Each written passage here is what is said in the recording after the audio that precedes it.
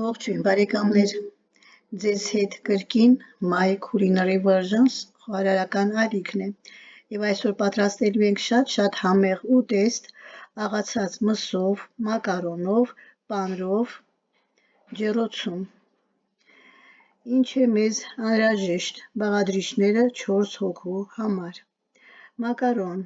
300-ից 350 գրամ, աղացած միս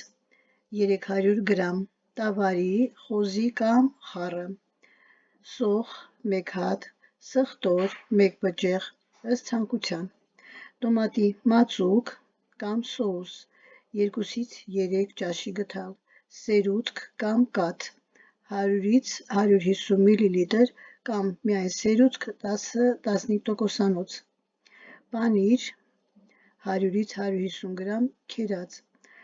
համեմունքներից աղ, սև պղպեղ, աղացած պապրիկա ըստ ճաշակի և բուսայուղ։ Ինչպես ենք պատրաստելու։ Մակարոնը եփում ենք եռացրած ջրի մեջ 90%-ով, ողողում ենք սառը ջրով, որպեսզի չկպչի։ Թավայի մեջ տապակում ենք սոխը և սխտորը ձեթով կամ յուղով 2-ից 3 րոպե, ավելացնում ենք աղացած միսը, աղը, պղպեղը, պապրիկան տապակում ենք մինչև ոսկեգունելը, ավելացնում ենք տոմատի մածուկը կամ սոուսը, խառնում ենք 2-ից 3 րոպե, մինչև մսի զանգվածը համեմվի, միավորում ենք այս բաղադրիչները, մակարոնը լցնում ենք խառնուրդի վրա, խառնում ենք, վրան լցնում ենք սերուցք կամ կաթ և քերած պանիր։